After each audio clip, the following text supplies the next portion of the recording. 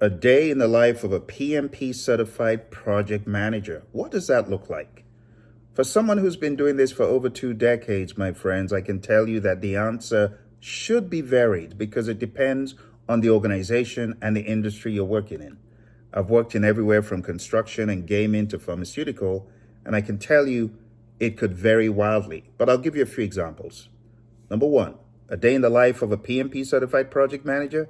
When you're PMP certified, truly, when it has passed through you, you know you got to show up early.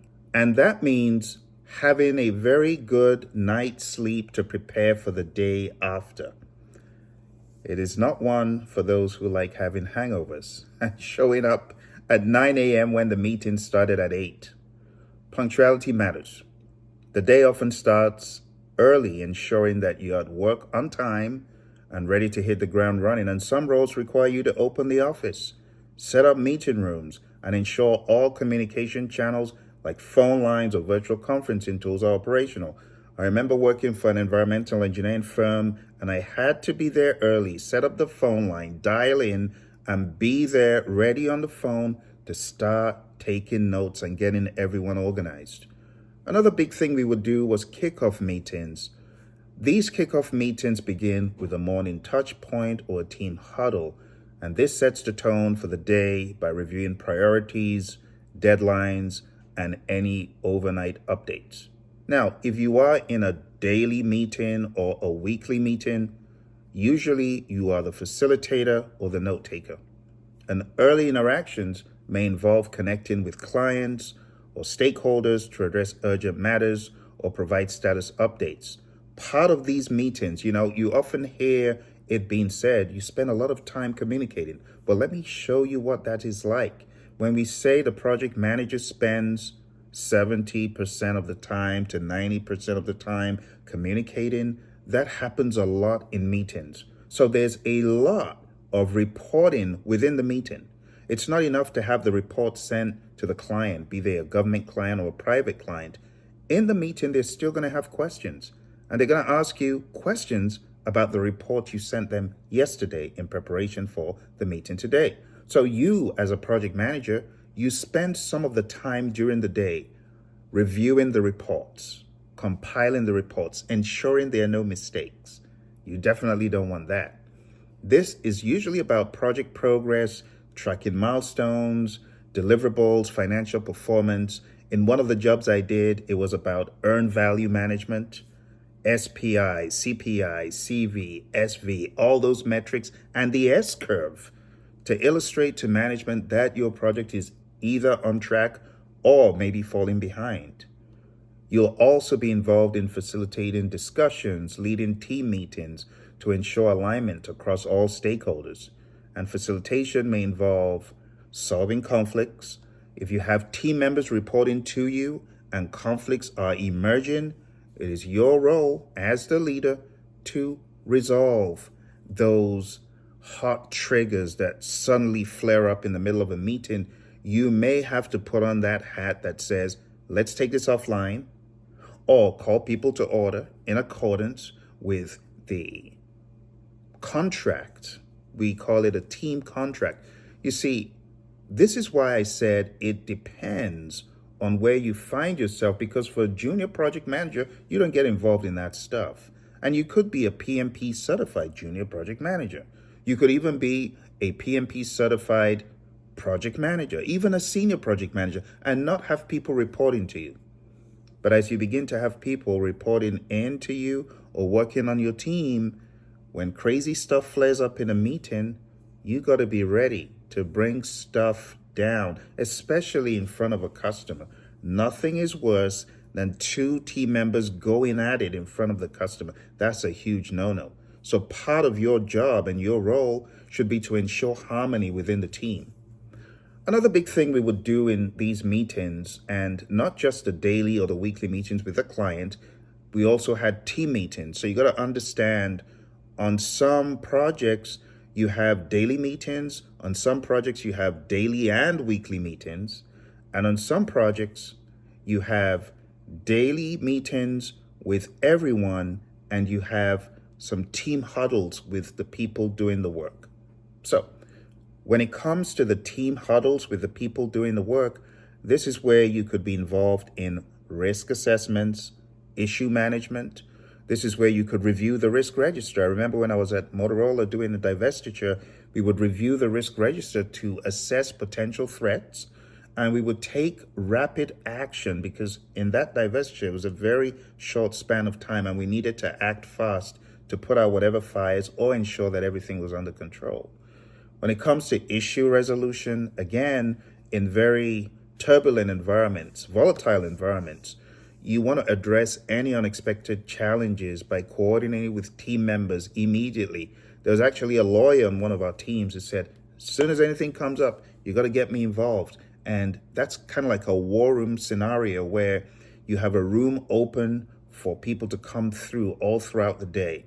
And this doesn't happen on every project, but when it's crunch time, when it's implementation, yeah, you got to make sure those rooms, war rooms, are in place so that there can be rapid action taken, rapid resolution, rapid action.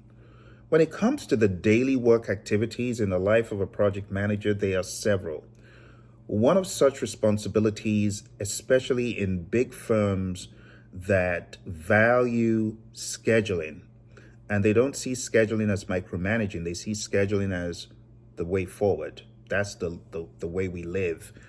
You are involved in scheduling with tools like Microsoft Project. That was a story of my life. MS Project schedules, sitting down with the engineers, putting the schedules together or updating the schedules with actuals. So if you're in a very schedule-driven environment and you have a very schedule-driven client, you may need to sit down with the people doing the work one-on-one. We didn't do this in meetings in some of the firms I was in, but you would sit down with each engineer or each program or project manager and help them update what they were doing in the firm. So imagine you are a program manager, you're PMP certified, and you got many other project managers working with you. Sometimes you just want to manage your own program schedule. How does it get updated? You sit down with the project managers and update those high-level milestones. So whether you're working as a certified, PMP certified project or program manager, these meetings could be several and they could come in different dimensions. There could also be client site visits. For some projects, you might visit client sites to ensure deliverables meet expectations, or it might just be a goodwill visit. We had a lot of those. Mentoring and coaching, sharing expertise with team members by mentoring them. When I was at Honeywell, I made this part of my job. This was not part of my job description, but I realized a lot of my colleagues were failing the PMP exam, and they were being told, if you don't pass this exam, you cannot elevate in the firm. And I felt bad about that. So being a PMP, I wanted to help them. So I asked my boss and my boss said yes. So that got added to my job.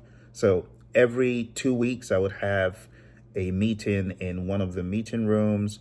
My boss's boss would provide pizza, and it became part of my routine to have my every 2 weeks training and coaching for my peers, some of them higher up than I was in the firm, and some of those who I was mentoring that were just coming up as newbies. One of the things that a project manager should always expect to do is administrative and creative work. So part of the administrative work is going to be things like actually writing the report, getting the data from Microsoft Project or Excel, compiling it into a visually appealing output, brainstorming sessions where you're collaborating with your team on new ideas, new solutions, approaches to improve project outcomes. And you could also be involved in creating a WBS. There's a misnomer about project management that a newbie has, and that is, I plan my project, I execute my project with my team, I monitor and control it and close it. And while that might happen for some, in the real world of project management, planning, it hardly ever ends.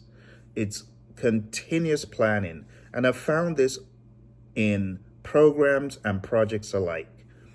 We call it adaptive planning. You got to adapt your plan. So, for example, we had a team member, Matt, and Matt didn't complete his groundwater treatment experiment yesterday. Well, today, the customer is asking, why that didn't happen. How did they know it didn't happen? Because they're looking at the Microsoft project schedule. And that's why part of my job on a daily basis was always updating the plan. And boop, the plan's moved out. Why did it move out? Because Matt didn't do what he should have done yesterday. And this is how the world of a project manager who is in the weeds, and many of us are in the weeds, you got to adapt your plan. So in fast-paced companies like engineering or defense and space, projects evolve constantly. While executing one project, you may begin planning another, adjusting for changing priorities or new business needs. When it comes to risk analysis, again, it's something that you're going to be doing daily. You're going to conduct detailed risk analyses to proactively manage uncertainties. And program collaboration, if you're part of a program, then you got to coordinate with program managers and other project leads to ensure that strategic alignment. So depending on where you find yourself, engineering, IT hardware, IT software, gaming, medical, pharmaceutical, medical instruments, whatever you're in, there's gonna be pieces of this that you find the project manager doing. And it can be a lot of fun, but it could be very high pressure. And honestly, this is one of these jobs where you need to watch your mental health, because if you're not watching your mental health, you are going to blow a gasket and it will not be good. So I encourage you to always remain calm under pressure. You got to do things like taking walks, having some tea or a drink of your choice, coffee, of course, no inebriation. Drinks like tea, coffee. Some people don't like that. Water, juice, whatever you need to just be yourself and calm and happy and satisfied. And a lot of walks, walking outside a facility. A lot of people take breaks that are for other things other than keeping fit. But I want to encourage you to use your break to keep fit, right? Go outside the office, walk the perimeter, go for your lunch break, take your lunch breaks. So for me, a day in the life of a PM, if you're not going for lunch, you are not doing yourself very good, my friend. Go for your lunch break, decompress, eat good food, go to the cafeteria or bring your own food if the cafeteria food isn't that good, but have some sort of decompression. Don't shortchange yourself. That is what I can tell you, having worked in various industries as a project manager. Now, when it comes to wrapping up the day, it's something that could be thrown off because at the last minute, you could have something coming from the boss or something coming from on high. I would say at the end of the day, wrap it up on a nice high note. Good night to your fellow workers. Always have that optimistic, positive mental attitude. I started valuing this after working as a project manager for some years. I started realizing you need to leave on an upbeat note.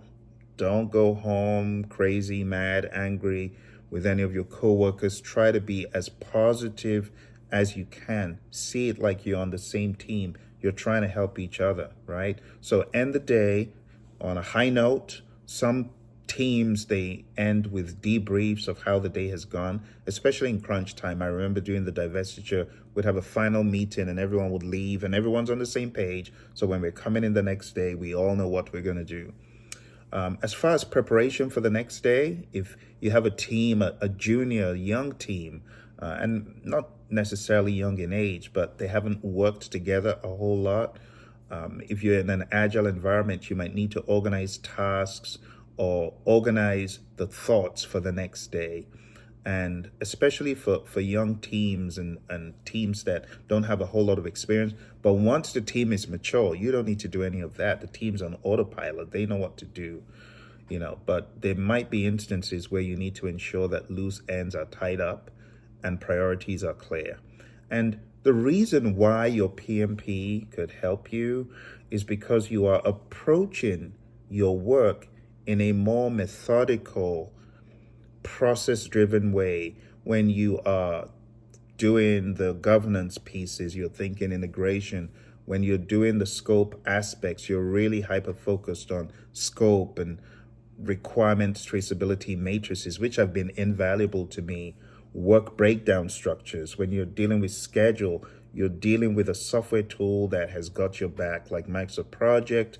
Smartsheet isn't a bad one. When you're dealing with cost, Excel has got your back. When you're dealing with quality, you know that if you've got processes and procedures that have been put in place with team interaction and discourse and the history of the organization, you're in good hands. When it comes to resources, having a team charter, having a resource management plan, some sort of team contract to keep the team focused, when you have a plan for training, a training plan, and when you have that leadership mindedness to give your team feedback, you know great things are going to happen. And when it comes to communication, honest, free, open, respectful communication, that works a whole lot. When it comes to risk, you should have a risk register. The risk management plan, to be quite honest, a lot of firms don't do that. But when it comes to a risk register, that is one you should not compromise. There could be really bad things happen when you're not actively planning for risk. And when it comes to procurement, sometimes you're involved and other times you're not. There are a lot of jobs I was not involved in the procurements, but there was some where the procurement responsibilities fell on my lap, and you need to be ready to represent the firm, to negotiate in good faith, to be respectful, and to make sure you find that middle ground. So, in conclusion, my friends, the life of a project manager who is certified is dynamic and demanding. There might be some cushy jobs where you're not doing a whole lot and you're getting away with not doing so much, but I realize that in this day and age, once you're given that salary that is going towards that six figures and beyond and in the 200s and high 200s, it requires a mix of strategic planning, proactive problem solving, effective communication to ensure success.